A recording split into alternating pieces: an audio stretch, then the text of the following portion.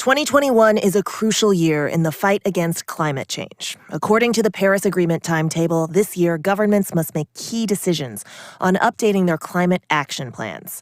Are we on track to meet the goal of limiting global warming to 1.5 degrees Celsius? There is good news and bad news, and the details matter. So let's explore the data. Under the 2015 Paris Agreement, all countries agreed to hold global average temperature increase well below 2 degrees Celsius and to pursue efforts to limit it to 1.5 degrees Celsius. Scientists, including the IPCC, tell us that to meet this 1.5 degree warming limit, global greenhouse gas emissions need to be cut in half by 2030, and carbon dioxide emissions need to reach net zero by around 2050. An enormous but achievable challenge. The information presented here is from the Climate Action Tracker, a project that monitors national commitments and actions and is current as of the 1st of June, 2021. The good news has to do with 30 years from now. Increasingly, governments are pledging to reduce emissions to net zero by the middle of the century, which would be in line with the Paris Agreement's goals.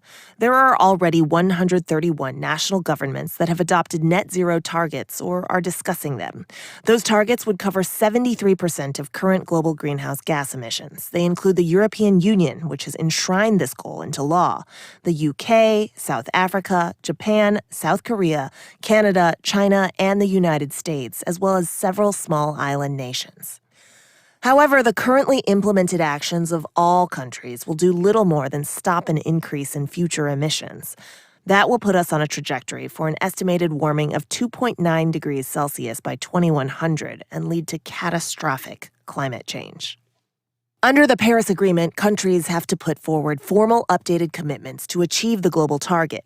In the last few months, the EU, the US, China, and others have done so, and we estimate that their full implementation could bring us on a path to warming of 2.4 degrees Celsius by 2100. Already better, but still far from 1.5. There is a more optimistic case. Let's assume all the commitments and stated intentions become policies and are followed by actions, including the net zero targets under discussion or not yet officially submitted under the Paris Agreement. This would put the world on a trajectory to keep global warming to 2 degrees Celsius by 2100. Additional increases in ambition could bring the 1.5 degrees Celsius target theoretically within reach. But that's in theory. The actual short-term actions and plans don't yet match the long-term intentions, and that's the bad news.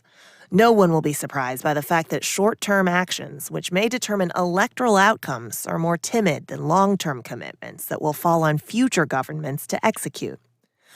But it is the next 9 years that will determine if we can achieve the target of net zero by mid-century. The first milestone is 2030. By then, emissions will need to be halved for the world to be brought onto a 1.5 degrees Celsius pathway. If we miss the 2030 milestone, making up for it later will be increasingly expensive, or even impossible.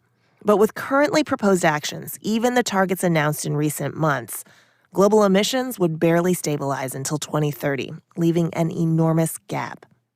It is not in the spirit of the Paris Agreement for countries to simply resubmit the same target as 5 years prior, or to offer different targets that don't actually lead to lower emissions. This is unfortunately the case so far for Australia, Mexico, Russia, Singapore, Switzerland, and Vietnam. South Korea and New Zealand say they will come up with new targets before the end of the year. Perhaps the worst case is Brazil, whose new stated target would lead to emissions increasing from its earlier promise. These countries need to reconsider their decisions. And finally, there are still dozens of countries that have not made a new announcement for 2030, such as Indonesia and India, though they do still have some time before the COP26 conference to formalize their proposals. So in summary, the picture is more hopeful than ever if we look at the stated 2050 goals.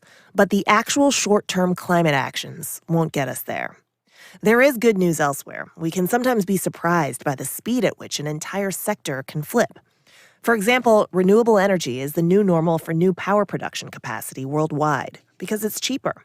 Many major automakers are transitioning to electric cars. And the financial sector seems to have started the movement out of investing in fossil fuels. Also, the first countries have announced they will stop extracting fossil fuels entirely.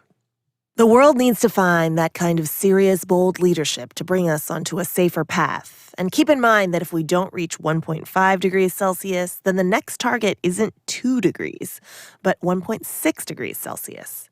The impacts of global warming already being felt will hit in a nonlinear, exponential way. So when it comes to climate change, every year, every action, and every tenth of a degree matters.